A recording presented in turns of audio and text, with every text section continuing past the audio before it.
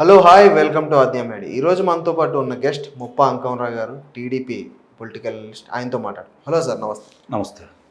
అదే ఇప్పుడు ఉన్న ఎలక్షన్స్, ఇప్పుడు 2024 ఎలక్షన్స్లో కూడా ఈ రిగ్గింగ్ కానీ, బెదిరించి ఓటేయించడం కానీ జరుగుతున్నాయా సార్ ఇప్పుడు మళ్ళీ? అది అలానే గెలవాలనేది వాళ్ళ భావన. దాన్ని ప్రజలు మరి ప్రతిపక్ష పార్టీలు ఎంతవరకు తిప్పి కొడతాయో చూడాలి. ఇప్పుడు వరకు వాళ్ళు అదే భావంతో ఉన్నారు, అదే బాణీలతో ఉన్నారు. చూస్తూనే ఉన్నాం సార్. నేనైతే నేను చాలా చూసా. ఇప్పుడు ఈ దొంగ ఓట్లు చేర్పించడం కావచ్చు, ఉండ ఓట్లు తొలగించడం కావచ్చు, రకరకాల విన్యాసాలు చేస్తూనే ఉన్నారు కదా, గమనిస్తున్నారు కదా ప్రతిపక్షాలు కానీ ప్రజలు కానీ. ఇప్పుడు ఇక్కడ పార్టీల కంటే కూడా దీన్ని తిరిగి ప్రతిఘటించాల్సింది ప్రజలండి. ఎప్పటికప్పుడు మన ఓట్లు ఉన్నాయా లేవా, తొలగించారా అని చెప్పి చూసుకోవాల్సింది కూడా ప్రజలే. పార్టీల బాధ్యత పార్టీలు నిర్వహిస్తున్నా కూడా ఎక్కువ బాధ్యత ప్రజల మీద ఉంది. ఎందుకంటే ఈ తొలగిస్తున్నారు అంటే మీరు ఓట్లు వాళ్ళకి వ్యతిరేకమని భావిస్తున్నారు కదా. అంటే మీ ఎటు వాళ్ళకి వ్యతిరేకులు అయినప్పుడు మీరు ఇంకా దాని గురించి ఆలోచించాల్సిన అవసరం ఏంటి? రండి బజారుకి, దాని మీద పోరాటం చేయండి, మీ ఓటుని మీరు కాపాడుకోండి. రేపు పొద్దున దానికి మీరు ఎవరికి వేయాలనుకున్నారో వాళ్ళకి వేయండి. ముందు మీ ఓట్లు కాపాడుకోవాల్సిన బాధ్యత మీది. దౌర్జన్యాన్ని ఎదిరించి రేపు పొద్దున ఓటును సద్వినియోగం చేయాల్సిన బాధ్యత మీది. ముందు మీ బాధ్యత మీరు గుర్తించండి. ఎందుకు భయపడాలా? వాళ్ళేం కొట్టాలని అంటలేదు, వాళ్ళని తిట్టాలని అంటలేదు. మీరు ఓటును సద్వినియోగం చేసుకోండి. ఒకళ్ళు వెళ్తే కొడతారండి, ఇద్దరు వెళ్తే కొడతారు, 10 మంది వెళ్తే కొడతారు, 100 మంది వెళ్తే కొట్టరు కదా, భయపడతారు కదా. 100 మంది కలిసి సంయుక్తంగా వెళ్ళి ఓట్లు వేయండి, ప్రతిఘటించండి. నా ఓట్లు ఎందుకు తీసామని చెప్పి నిలదీయండి, అధికారులను నిలదీయండి, న్యాయస్థానాలకు వెళ్ళండి. అప్పుడు కదా వీళ్ళు దానికి అడ్డుకట్టబడేది. ప్రజలు కూడా చైతన్యవంతులై బయటకు రావాలి, తిరగబడాలా, తప్పుల్ని ప్రశ్నించాలి. తప్పు చేసే వాళ్ళకి శిక్ష పడే విధంగా కనుక మీరు పోరాడితే ఇంకోటి తప్పు చేయకుండా ఉంటారు. అసలు అక్కడి వరకు వెళ్ళే పరిస్థితి లేదు కదా సార్. వెళ్ళాలండి, అదే అంటున్నారు. ఎందుకు లేదు? బెదిరించేస్తున్నారు కదా సార్ ఏదైనా. అవును, ఎంతమంది? అదే నేను అంటుంది. ఒకళ్ళని బెదిరిస్తున్నారు, నెలకొని ఊరుకుంటున్నారు. 100 మందిని బెదిరిస్తే 100 మంది కనుక తిరగబడితే వాళ్ళు ఏం చేయలేరు కదా. ఒకప్పుడు నిజంగానే యూనిటీగా ఉండేవారు సార్. ఇప్పుడు ఆ పరిస్థితి లేదు. అదే దానివల్ల ఫ్యామిలీల గురించి అని, పిల్లల గురించి అని, వాళ్ళ గురించి భయపడి వెనక్కి తగ్గాల్సి వస్తుంది. ఇప్పుడు కాకపోతే నిజంగా ధైర్యంగా ముందుకెళ్లే వాళ్ళే. ఇప్పుడు ఆ భయమే కదండి వీళ్ళని అధోగతి పాలు చేస్తూ ఉంది. అవును సార్. తిరగబడ్డానికి ఏం లేదు కదా. ఎంతమంది చంపుతారు? చంపనివ్వండి. ఇక మీరు జీవోత్సవాల బతికే కంటే కూడా, రేపు పొద్దున ఓట్లు లేకుండా మనం బ్రతికేదానికంటే కూడా ఈ అరాచకాన్ని చూసి కళ్ళు మూసుకొని మరి వాళ్ళ దౌర్జన్యాలను మీరు కనుక మౌనంగా బరాయిస్తే దానికంటే చావడమే బెటర్ కదా. అవును సార్. నిజంగా వాళ్ళు చంపుతారని భయం కనుక మీకుంటే మీరు ఎందుకు? జీవోత్సవంలో బ్రతికే కంటే కూడా ఉన్న రోజులైనా న్యాయం కోసం పోరాడండి, తిరగబడండి. మిమ్మల్ని దౌర్జన్యాలు చేయమంటలేదు, వాళ్ళు వెళ్ళి కొట్టమంటలేదు. న్యాయబద్ధంగా మీకు రావాల్సినవి అంటే మీరు అడగండి. మీకు రావాల్సిన వాటి కోసం దానికోసం మీరు పోరాడండి. మీ ప్రాథమిక హక్కుల కోసం మీరు పోరాడండి. మీకు రావాల్సిన సంక్షేమాల గురించి పోరాడండి. మీ గ్రామ అభివృద్ధి గురించి పోరాడండి. మీ పిల్లల భవిష్యత్తు గురించి పోరాడండి. రండి, ప్రజలందరూ బజారుకి వస్తే ప్రభుత్వాలు వినవా? ఎంతోమంది నియంత్రణలు చూశారు. ప్రజలు తిరుగుబాటు వాళ్ళే కదా వాళ్ళు ఇళ్ళకెళ్ళింది. ఆ తిరుగుబాటు మనలో రానంత వరకు ఇట్లానే జరుగుతూనే ఉంటాయి. ముందు అది అర్థం చేసుకోండి. తప్పు మనలో పెట్టుకుని నిందించొద్దు. వాళ్ళు తప్పులు చేస్తున్నారు, మౌనంగా బరాయిస్తే దాన్ని మనం అంగీకరించినట్లే కదా. తప్పును ప్రశ్నించండి. ఇంకోసారి తప్పు జరగకుండా ఏం చేయాలో మీరు ఆలోచించండి. మీరందరూ సంయుక్తంగా కనుక ముందుకొచ్చేసి సంఘీభావంగా కనుక తెలిపి, ఇదిగో ఇలా చేస్తున్నారు మీరు, తప్పు ఇది అని చెప్పని మీరు న్యాయస్థానాలకో లేకపోతే దాని గురించి ఉద్యమాలు చేస్తే నిస్సందేహంగా ఇప్పుడు ఒక ఊళ్ళో జరిగితే అణచివేస్తారండి. ప్రతి ఊళ్ళో జరిగితే అణచివేస్తారా? చెప్పండి. మరి అది చేయాల్సింది ప్రజలే కదా.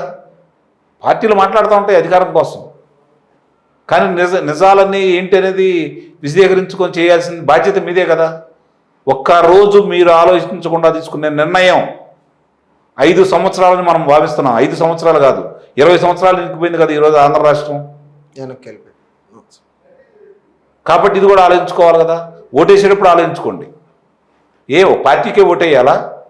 ఇండిపెండెంట్లు ఉంటారు, వేరే వాళ్ళు ఉంటారు, వాళ్ళకేయండి. వీళ్ళకే ఎందుకు వేయాలి ఓట్లు? తెలుగుదేశం తప్పు చేసిందని మీరు భావిస్తున్నారండి. తెలుగుదేశాన్ని ఓడించారు కదా, తెలుగుదేశానికి ఓటేయొద్దు అనుకోవచ్చు. వైసీపీ వాళ్ళకి ఓటేయకుండా వేరే వాళ్ళు ఉంటారు కదా. మంచి చేసే వాళ్ళకైనా ఓటేయచ్చు కదా. బేరీజ్ వేసుకుంటున్నారు కాబట్టే కదా ఈరోజు చంద్రబాబు నాయుడు గారికి అలా ప్రజాదరణ రావడం కారణం.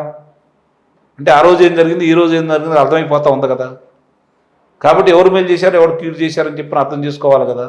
మీకోసం పోరాడే వాళ్ళకి మద్దతు తెలపాల్సిన అవసరం ఉందా లేదా ఆలోచించాలి ప్రజలు కూడా. ఇప్పుడు మన జగన్ గారు నెగ్గాక సార్, ఈ 4 సంవత్సరాలు చూశాక ఆయన పాలన చూశాక చంద్రబాబు నాయుడు గారిని ఎందుకు ఓడించాను రా బాబు అని అనుకునే సిచ్యువేషన్ వచ్చిందంటారు సార్? వచ్చిందండి. ఇప్పుడు అది జరుగుతుంది కాబట్టి చంద్రబాబు నాయుడు గారికి అంతమంది మద్దతు తెలుపుతున్నారు ఈరోజు. లేకపోతే ఆయన వాగ్దాటి ఉన్న వ్యక్తి కాదు, అలాగే ప్రజాదరణ ఉన్నటువంటి ప్రజా కథానాయకుడు కాదు. ఎందుకు వస్తున్నారు అంటే ఆయన గతంలో చేసిన, ఇప్పుడు ఆయన చూడాల్సిన అవసరం ఏముంది? 73 సంవత్సరాల వయసు, 40 సంవత్సరాల నుంచి ప్రజలందరికీ తెలుసు. 95 నుంచి ముఖ్యమంత్రిగా ఆయన మీరు చూస్తున్నారు. 9 సంవత్సరాలు ముఖ్యమంత్రిగా సంయుక్త రాష్ట్రంలో చూశారు, ఉమ్మడి రాష్ట్రంలో. మరి 5 సంవత్సరాలు విభజిత ఆంధ్ర రాష్ట్రాన్ని చూశారు. కొత్తగా చూడాల్సిన అవసరం అయితే ఏం లేవు కదా ఆయన్ని. మరి ఆయన మాట్లాడటానికి, ఆయన చూడటానికి తండోపతండాలుగా వస్తున్నారు అంటే అర్థమైపోయింది ఆయన గురించి.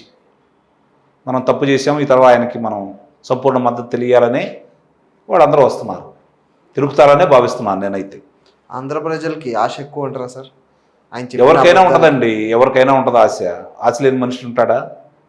ఆశ లేని మనుషులు అందరూ ఉంటే ఈ ఎన్నికలు ఎందుకు, లేకపోతే ఈ పోలీస్ స్టేషన్లు ఎందుకు, ఈ న్యాయస్థానాలు ఎందుకు? అందరూ వాళ్ళు ప్రశాంతంగా జీవించి వాళ్ళ పనులు వాళ్ళు చేసుకుంటూ ఉంటే అగత్యాలు జరగవు, హత్యలు జరగవు, దోపిడీలు జరగవు, దొంగతనాలు జరగవు, ఈ విధ్వంసాలు జరగవు. అలా ఉండరు కదా. ఉండకపోబట్టే కదా ఇవన్నీ. ప్రజాస్వామ్యబద్ధంగా ఒక రాజ్యాంగాన్ని ఏర్పరచుకుంది ఎందుకు? ప్రజల కోసమే కదా. దాన్ని ఉల్లంఘన పాలకులు చేస్తుంటే నిలదీయాల్సింది ప్రజలే కదా. ప్రజలే కొని దాన్ని ఉల్లంఘన చేస్తున్నారు కాబట్టి పాలకులు దాన్ని అవకాశాలుగా తీసుకొని చేస్తూ ఉన్నారు. కాబట్టి అందరూ ఒక రకంగా ఉండరు. అందరూ మంచి వాళ్ళు ఉంటే చెడ్డాళ్ళు ఎందుకు ఉంటారు? చెడేది జరగదు కదా.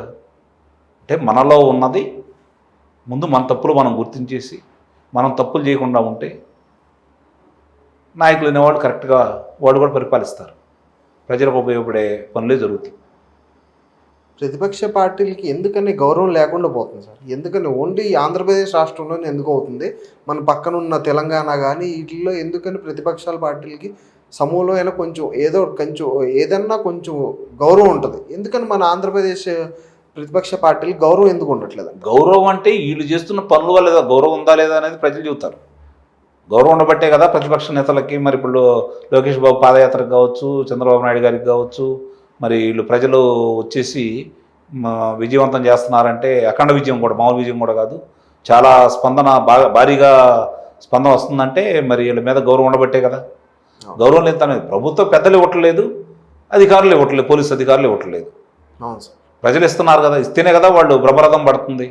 ప్రజల వరకు ఓకే సార్, ఎందుకని ప్రభుత్వం అలా చేస్తారు? సరే, ఆ ప్రభుత్వం అట్లా ఉండబట్టే కదా వీళ్ళకి ప్రజాదరణ పెరుగుతుంది. 151 మంది వచ్చిన వాళ్ళు మంచి పనులు చేస్తే అసలు వీళ్ళు బజార్కి వచ్చే అవకాశం ఉండేది కాదు. నిజంగా ఆ రోజు ఒకవేళ జగన్మోహన్ రెడ్డి గారు పాదయాత్ర చేసేటప్పుడు ఇదే సేమ్ ఇలానే ఉల్లంఘించి ఉంటే చంద్రబాబు నాయుడు గారు ఆ రోజు జరిగేదంటారా పాదయాత్ర? ఎందుకు జరగదు కదా. ఒక పార్టీని గౌరవించే కదా వాళ్ళకి అన్ని సెక్యూరిటీ. కానీ జగన్మోహన్ రెడ్డి గారికి ఎక్కడ రోడ్లు కావాలంటే రోడ్లు వేయించారు, సెక్యూరిటీ ఇచ్చారు, బోల్డన్ సెక్యూరిటీ. ఎందుకని వీళ్ళకి అలా చేస్తున్నారంటారు సార్? అదేనండి, ఇప్పుడు వీళ్ళది ఏంటంటే నియంత పరిపాలన, అదేం ప్రజాస్వామ్య పరిపాలన. దానికి దీనికి తేడా ఉంటుంది కదా. ఆ తేడా ఇప్పుడు ప్రజలకు కూడా అర్థమైపోయింది. ఏదో ఊహించుకున్నారు, భ్రమలో పడ్డారు, దోపిడీ చేసి తాయిలాలిచ్చిన వ్యక్తిని మహానేతగా భావించారు, ఆయన వారసుడు అనుకున్నారు, ఈరోజు అనుభవిస్తున్నారు. ఏముంటుంది దాంట్లో? సొంత అమ్మగారినే చెల్లెనే పంపేసిన వాళ్ళు ఏపీ ప్రభుత్వాన్ని ఏం చూసుకోగలుగుతారు సార్? ఇక మన కుటుంబ నేపథ్యం, వాళ్ళ వ్యక్తిగతాలు మనకు ఎందుకు, కానీ వాస్తవంగా చూసుకుంటా ఉంటే ఇప్పుడు ప్రజాప్రతినిధులు అయిన తర్వాత ప్రజలకు ఏం చేశారనేది ఆలోచించుకోవాలి. కుటుంబం అంటే వాళ్ళ కుటుంబం చూసుకుంటుంది, మనం తీర్చేది కాదు కదా. మనం వెళ్ళి వాళ్ళ ఆస్తులు పంచలేము, వాళ్ళ మధ్య ఉండదాన్ని మనం కాదు కదా, వాళ్ళు చూసుకుంటారు. దానికి మనకు సంబంధించిన విషయం కాదు. కాబట్టి ఈయన మాట్లాడేదాన్ని దీన్ని అనుమానించాల్సి వస్తుంది. వాళ్ళకి న్యాయం చేయనప్పుడు వీళ్ళకి ఏం చేస్తాడని చెప్పని ప్రతిపక్షాలు ప్రజలు ప్రశ్నిస్తున్న దాన్ని న్యాయమే కదా. కాబట్టి ఓన్లీ టీడీపీ వాళ్ళే ఈ కొన్ని ఇలాంటివన్నీ మీరు మాట్లాడకుండా చాలా ఉంటారు, కానీ వాళ్ళు పర్సనల్ లైఫ్లో వైఫ్ల గురించి, పిల్లల గురించి వాళ్ళందరినీ సొసైటీకి తీసుకొస్తున్నారు ఎందుకని సార్? తెలుగుదేశం పార్టీ పెట్టిందే తెలుగు వాళ్ళ ఆత్మగౌరవ నినాదంతో ప్రజలకు ఏదో మేలు చేయాలని కూడు గూడు గుడ్డ అనే నినాదంతో అన్నా నందమూరి తారక రామారావు గారు స్థాపించారు. బడుగు బలహీన వర్గాలకి రాజ్యాధికారం కల్పించారు. కాబట్టి ఇది ఒక సిద్ధాంతంతో ఉన్న పార్టీ, ఏదో ప్రజలకు ఏదో చేయాలంతో ఉన్న పార్టీ ఇది. మేము ఏం చేసాము, ఏం చేస్తాము, మేము చేసింది ఇది చెప్పుకొని ఓట్లు అడిగే పార్టీ తెలుగుదేశం పార్టీ. వాళ్ళది లేదు కదా, అధికారం కావాలి కావాలి కావాలి అని చెప్పని నాకు ఇవ్వండి ఇవ్వండి ఒకసారి ఛాన్స్ ఇవ్వండి 30 సంవత్సరాలు నేను ఏం చేస్తానో మీరు చూస్తారని చెప్పని అడుక్కున్నాడు, బతిమలాడుకున్నాడు, ప్రజలు నమ్మారు. ఈరోజు అది కాదు కదా తెలుగుదేశం పార్టీ సిద్ధాంతం. గతంలో మేమేం చేసాము, ఇప్పుడు ఏం చేస్తామని చెప్పుకొని మళ్ళీ ఓట్లు అడుక్కుంటున్నాం. చూద్దాం, దానికి ఆ రోజు వాళ్ళు ఆమోదించి ఆయన గెలిపించారు. మరి ఈరోజు మేము ఎండగడుతూ వాళ్ళు చేసే అరాచకాలను ఎండగడుతూ తెలుగుదేశం పార్టీ ఏం చేసింది గతంలో, వాళ్ళు ఏం చేశారు ఇప్పుడు అన్యాయం ప్రజలు చూస్తూ బయలుదేరారు. చూద్దాం, మరి ప్రజల తీర్పు కోసం ఎదురు చూడటం తప్ప మనం చేయగలిగింది ఏమీ లేదు కదా. పోరాటం వరకే నాయకుల బాధ్యత, అంతిమ తీర్పు ఇవ్వాల్సింది ప్రజలే కదా. ఇవాళ ఎవరేం మాట్లాడుకున్నా కూడా ఈరోజు అన్ని అస్త్రాలు ప్రజల దగ్గరే ఉన్నాయి. వాళ్ళు ఇచ్చే తీర్పు కోసమే మేము ఎదురు చూస్తూ ఉన్నాం, ఆశపడుతున్నాం వాళ్ళ స్పందన చూసి. చూద్దాం, చేయగలిగింది ఏముంది ఇంకా. సర్వే పరంగా ఎన్ని సీట్లు వస్తాయని ఎక్స్పెక్టేషన్ ఉంది సార్? ఈరోజు తెలుగుదేశం పార్టీ అధికారంలోకి వస్తుంది, దాంట్లో ఎలాంటి సందేహం కూడా లేదు. ఈరోజు ప్రజల యొక్క అభిప్రాయం ప్రకారం చూసుకుంటూ ఉంటే 10 స్థానాల్లోపే వైఎస్ఆర్సీపీకి వచ్చే విధంగా ఉన్నాయి. లేకపోతే 175 స్థానాలు ఓడిపోయే పరిస్థితి కూడా ఉన్నా కూడా ఆశ్చర్యపడాల్సిన పనేమీ లేదు. ప్రజల యొక్క అంత ఆగ్రహంతో ఉన్నారు. సంపూర్ణ మెజార్టీతో, తిరుగులేని మెజార్టీని మళ్ళీ తెలుగుదేశం పార్టీని ఇచ్చి గెలిపించడానికి ప్రజలు సిద్ధంగా ఉన్నారు. అందులో ఎలాంటి సందేహం కూడా లేదు. Okay sir, thank you sir.